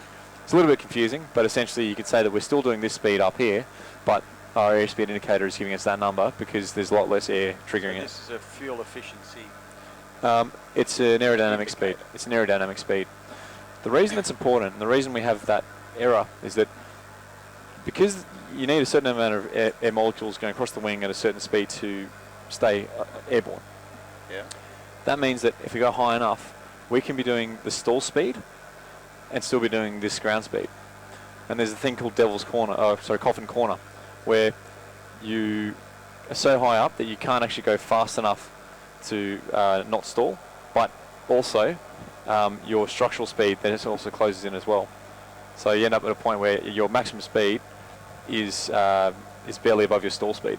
And it's called Coffin Corner because you can't go fast, you can't go slower. You just got a very narrow envelope to basically stay in the air.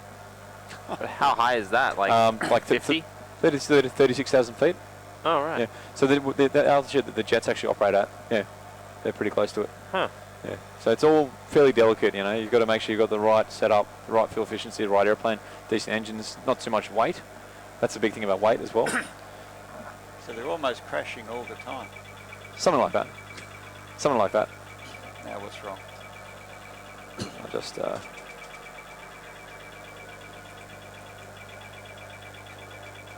I'll just wash off that speed for a sec. So again, as we then descend, we then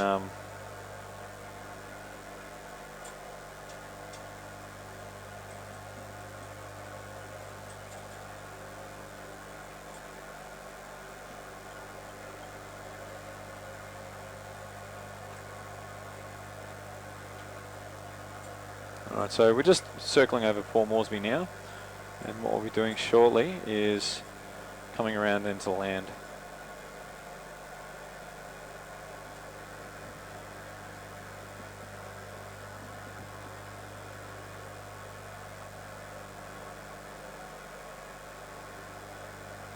And we'll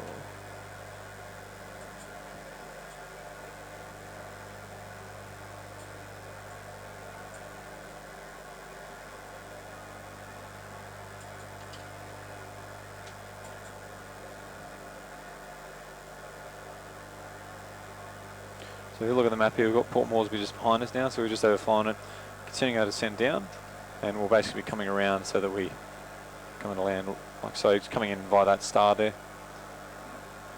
Sorry, you're coming around to the star. That's right, yep. And that's Correct. where you're lining up to land. Yep, that's exactly right, yep. At that point, we're also going to go back to manual control.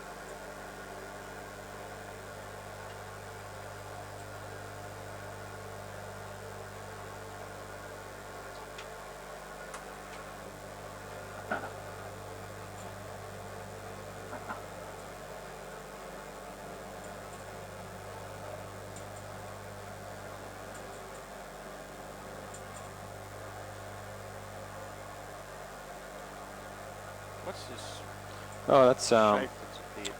yeah, that would be. It's a navigational reference, so that if you were to overfly the airport, you'd want to basically. I think it's a sector entry. Like you're meant to basically join anywhere in this arc here, to then vector around to land, which is roughly what we're going to be doing. Except we'll be joining ahead of it. That's just if you want to join at a shorter distance. All right. I'm actually surprised they came up because I didn't program that. At least I didn't think I programmed that, but I may have accidentally. All right, and so coming around now, that's good.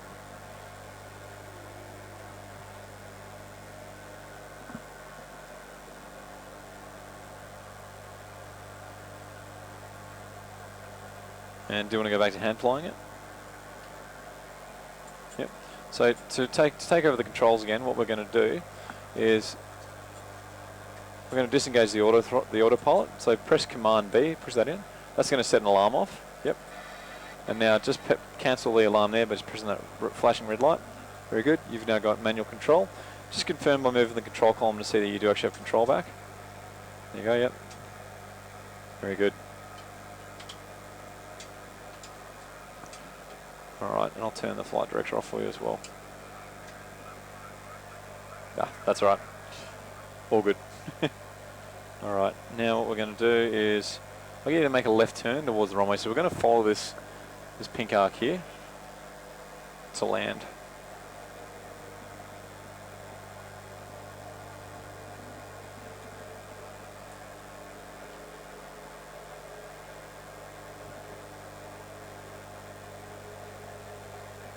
That's better. I don't like that pink circle anyway. And I'll get you to arm your auto brakes over to maximum. So just turn it to the right, horizontal. Yep. Yep.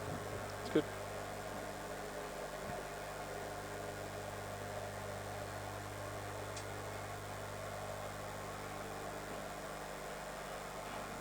You can actually see the ocean over there too. Port Moresby.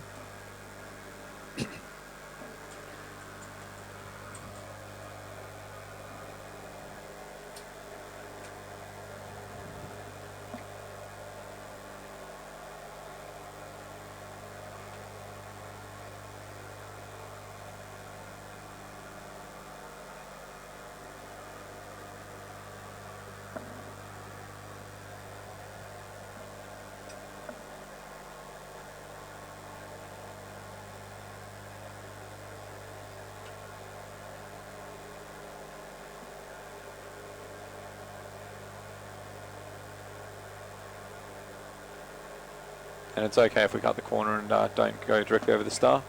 As long as we join smoothly on the final approach, that'll make life easier.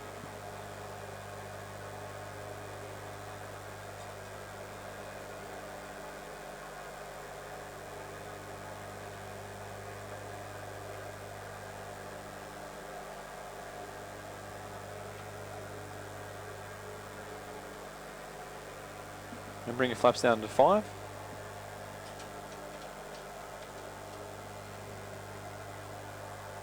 Very good. And I think I can actually see the runway out here as well. So see that big green field? The lighter green field just on the other side of the cloud there? So it's just passing on the cloud now. It's a big light green rectangle of land, and you'll see a couple of yellow lights and then the actual runway. So if you just fly over this lake here, that'll take you towards it.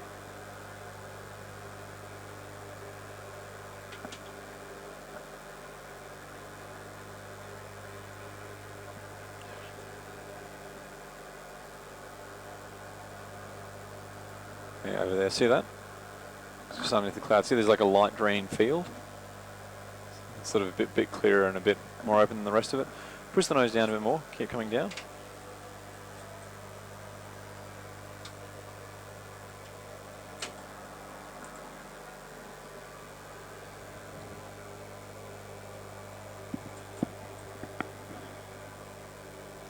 So it's a bit hard to see on the cloud there. But basically just to the bottom left of that cloud, that's where the runway is. You can see there's one yellow dot of lights. One dot of something, yeah. And that's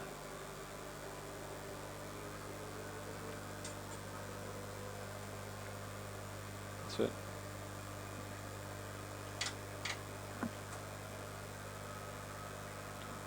just start to see the runways coming up now. There's actually 2 of them. We're going to go for the left runway. And what you can even do is just come a little bit more to the right, just so we can line up with the final approach track.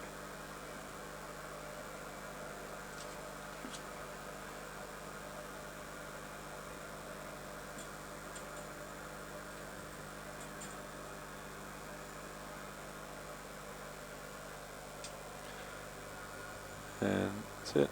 Come a little bit to the left now. That's it. Just gently, we're just sort of planning the arc so that we'll basically turn gently to the left and then center up on the runway. That's good.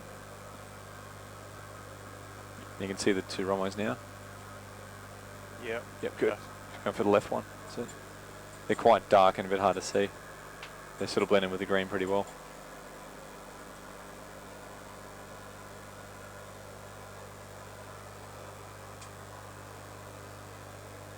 Come left a bit more. Keep coming left. And welcome to Port Moresby, ladies and gents. Looks like an actual place. Yeah. Yeah, I know. Compared to all the trees and mountains we've seen so far. Although there's still a fair few of them here. Yeah. But it does look like it's been designed, not just, you know, a made-up, fictitious settlement. And as of before, when you hear 50, that's when you're going to cut the power. So right hand on the thrust levers now. Yep. That's it. And looking outside, keeping centered with that runway there, so come a little bit to the left.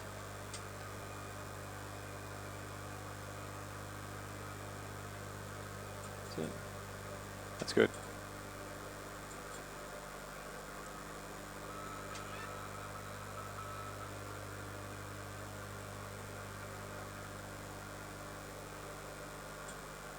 A little bit to the right, a little bit to the right. Now hold off the power until we're over the runway. And then cut power now. A little bit of left foot just as we touch down. Just not too much, not too much, not too much. That's alright, that's okay, that's okay. And reverse thrusters, go. That's it, a little right foot.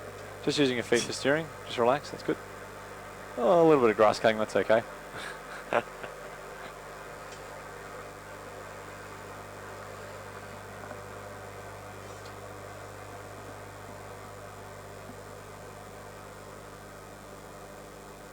And reverse thrusters disengage. And I'll bring your foot brakes on. Nicely done. Welcome to Port Moresby. Nicely done. Cool, alright. So, from this point, what do you guys want to do? I've got there's 3 more airports that we talked about. One was basically the airstrips around Nepal and Bhutan. Another one was Kai Tak, Hong Kong, and then also St. Martin. So, what did you want to do, Stephen? Did you want to do... Go to Nepal. Nepal? Yep, sounds good to me. This is a fun one. This is the one I wasn't meant to show you. Yeah. Alright. VNLK.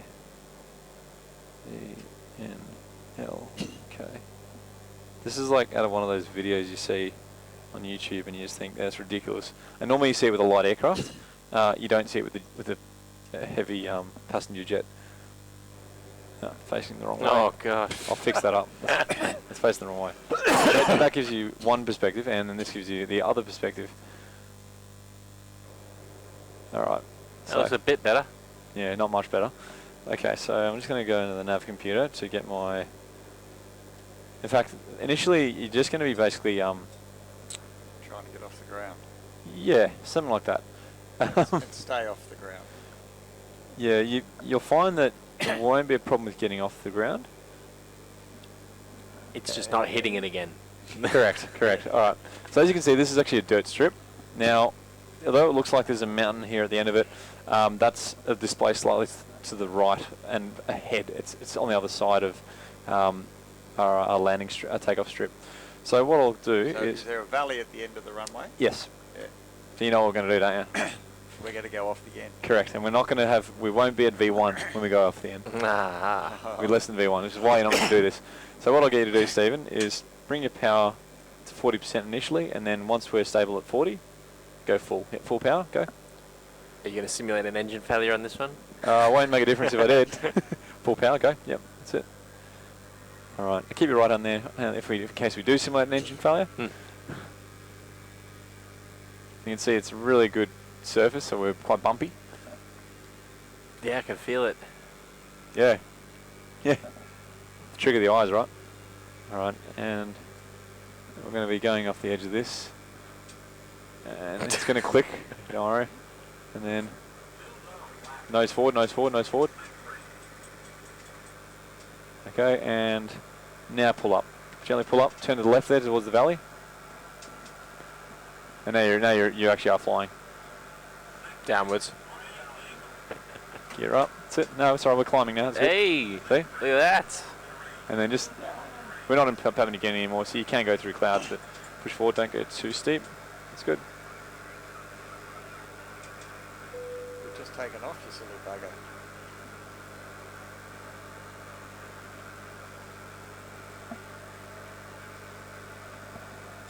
It's good. And lower the nose back to 10 degrees.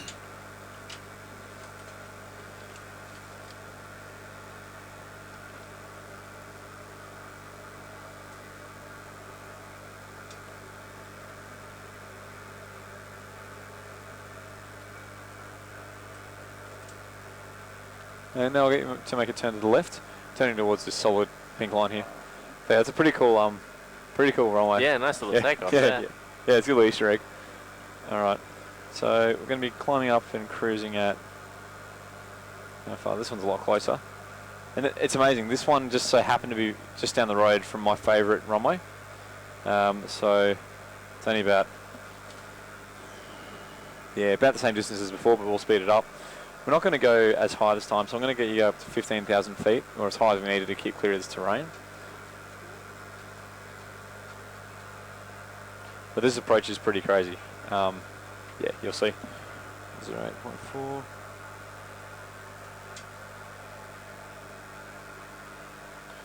Okay.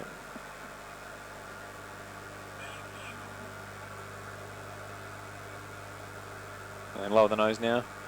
Bring it down to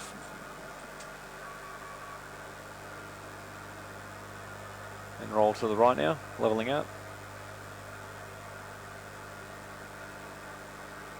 And I'll get you to intercept that solid pink line. So just, yeah, that's good. Yeah, that's good. And then roll to the right. And I'll now get you to engage the autopilot. Or do you want to keep your hand flying it for a bit? Yeah, Actually, no. Just pull up a little bit, just to wash off that speed.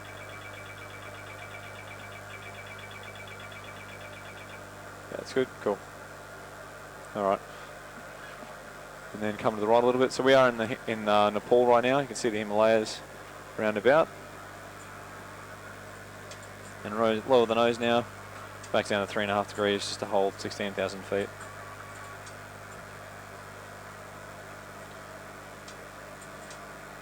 Raise the nose, pull up a little bit.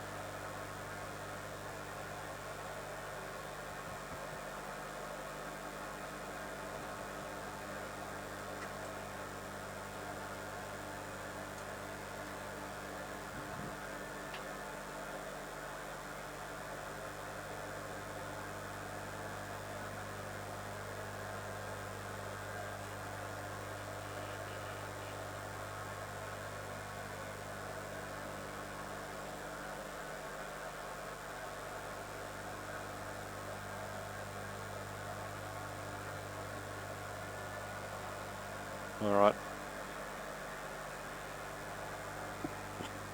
I'm going to make it interesting for you. There's ×2. There's ×4. And again, not meant to do this without the autopilot on, so you don't notice the effects of a fighter jet. Yeah. So come around to the right, you'll find that we'll intercept it fairly quickly.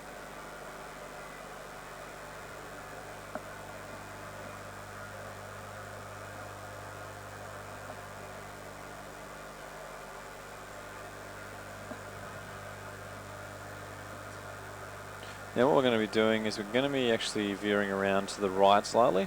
So I'll set my heading bug now to about there. So we now want to follow the broken pink line. This is going to maneuver us around so that we are in a good position to approach for the particular arrival we're going to use, which is pretty cool. Yep.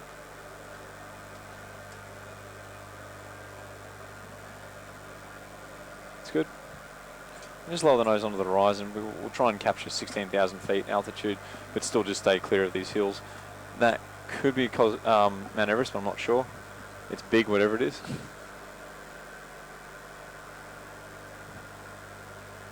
We're very close to it. Yeah, that's right. So this is the real version of flying over Mount Kosciuszko. Lower the nose. Hold it just on the horizon there, that's good. So what we're going to be doing is we're going to be conducting an approach that you'd normally use if there were full clouds, an instrument approach. And with this particular one, we actually are descending very, very steeply above 2 or 3 ridge lines. And you'll find that when we get to this one particular ridge, we're going to go over the top of it. You'll have an arrow, which actually looks like this, pointing towards the ridge, or a station on it. And when we go over the top and that arrow swings, that's when we can then continue nose straight down and start aiming towards the runway. And it's very fast. I'm going to have to pull out all the flaps and drag surfaces to slow us down. But yeah, it's pretty good. It's up there compared to what we've been doing so far. I'm going to bring back the speed soon. And just to give you a bit of situational awareness, you see, just raise it a little bit. Oh. There we go. Okay.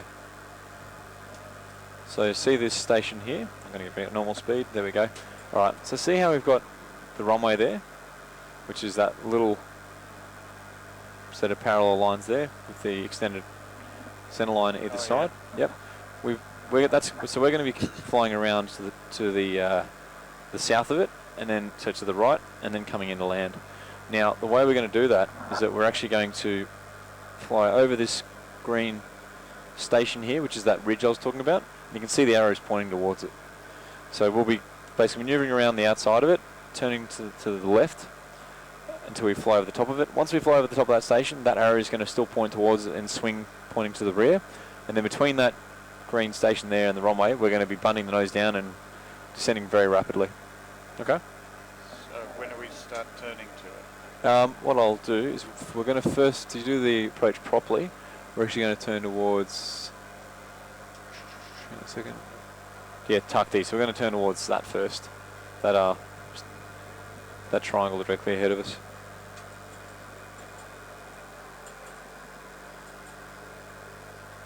And just to make it for ease of use, we can even turn slightly to the right of it at there, and so that way we have enough room to actually turn around. So we'll be basically yeah, that's it, heading just to the south of Capt, and then as we turn left to Capt, it'll then give us a nice arc around to the left to head towards the Paro navigational aid.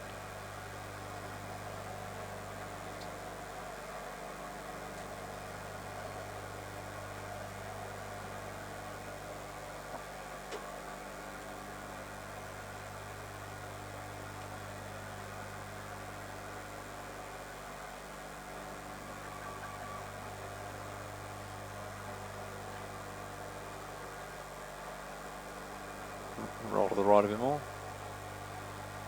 Just back on that pink line. That's good.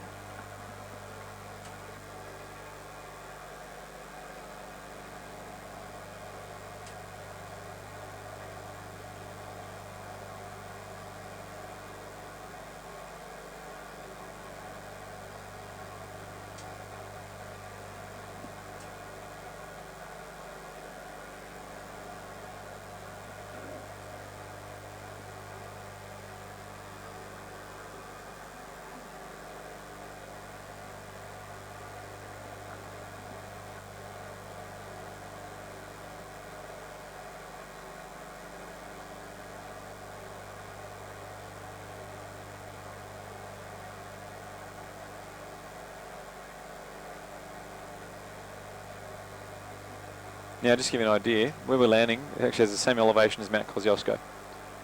So, engine performance, airplane performance will be quite low.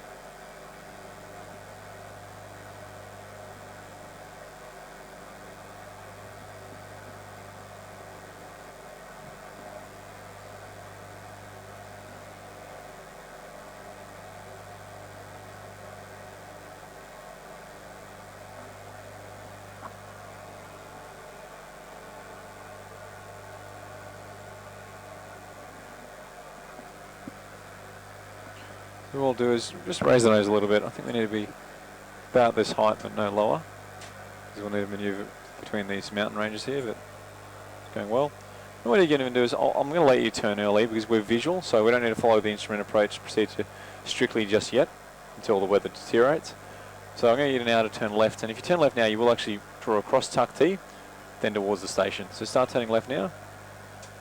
And good, yeah, just keep an eye on those hills.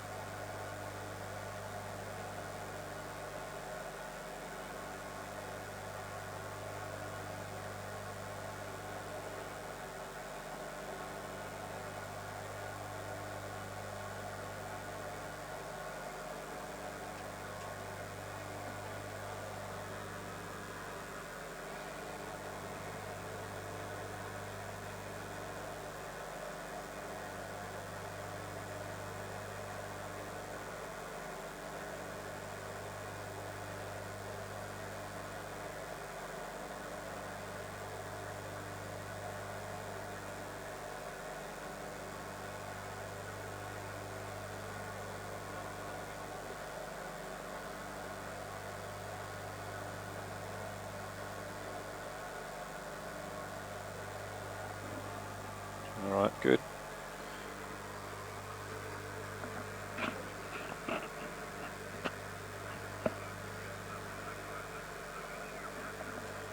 Sometimes it's nice to actually know someone's talking to you. You go flying out long enough and it gets kind of lonely out there and you think, oh, I wonder if anyone knows where I am. Yeah. Big sky country. Yeah, that's exactly right. And in terrain like this, you want to make sure they do know where you are. Yeah, that's exactly right. Exactly right. All right, so continue straight ahead, a bit more to the right now. So what I want you to do is we've got to fly towards the station here. So turn right towards the green dot there. Turn hard right now. So we're going to be over to the right of this ridge here. And what you'll actually find is the edge of this mountain here. That's where that station is. And then once we're over the top of that, then we can actually descend towards the runway, which is out...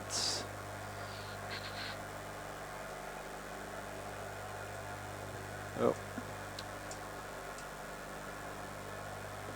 Out to the left of it. That's it. So the idea is that, oh, see ahead of us here, see how the mountain is fairly low ahead of us there, but high to the left. We pass over that ridge, and then once this arrow swings, that indicates that station is there and we're clear of that ridge, which would be ideal if we were in cloud. And then we're going to turn left towards the runway, which is going to be out in the valley here, which you'll see shortly. And once you get clear, once you get passage, so this green arrow, I'll show you Justin as well, swings, then I want you to push the nose positively forward, down towards the runway. And there's the runway there. See that over there in the valley? Oh gosh, yeah. Yep, that's our descent. So watching for this, once that swings, turn towards, nose down towards the runway, and I'm going to get your drag surfaces out.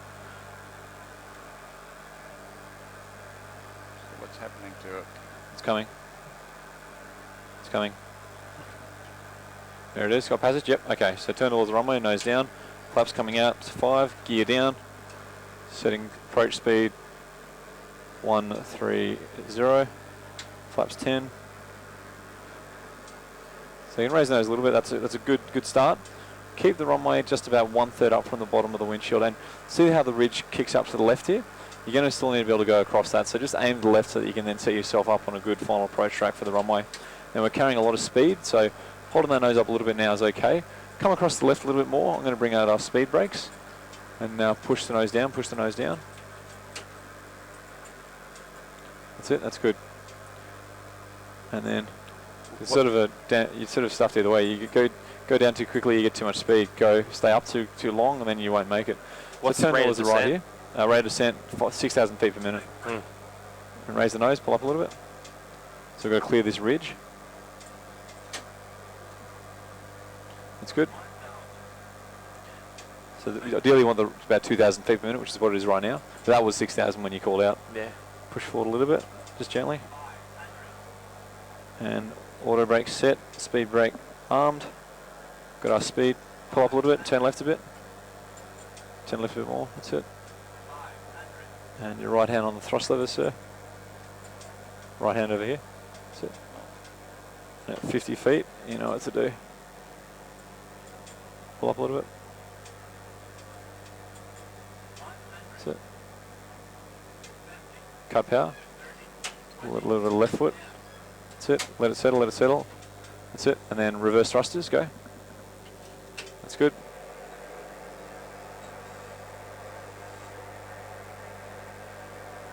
Good. That was very good.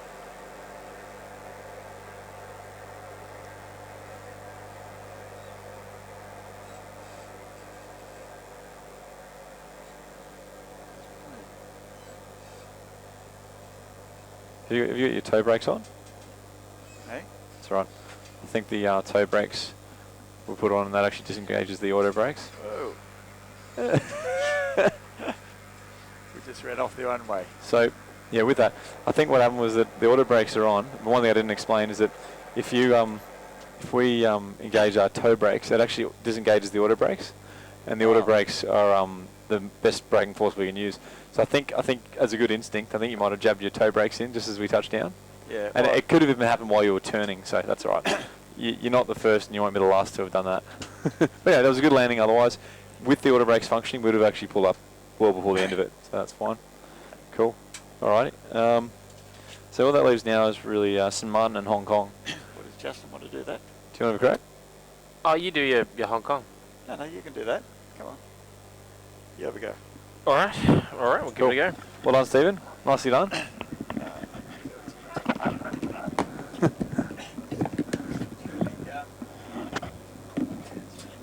Yeah. Glad you like it. And I'll get the seat for you. There you go. There you go. Always watch your head on the switches.